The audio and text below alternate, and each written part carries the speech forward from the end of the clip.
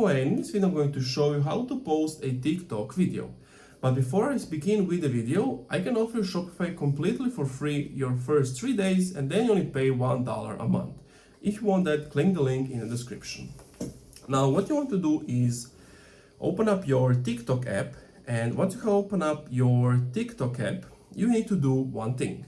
You need to press on the plus button, and you need to make sure that it's on seconds, like 15 seconds, 60 seconds, 10 minutes, and then just hold to record the video. You can record it in like multiple edits, and once it's done, click on the red check mark at the bottom.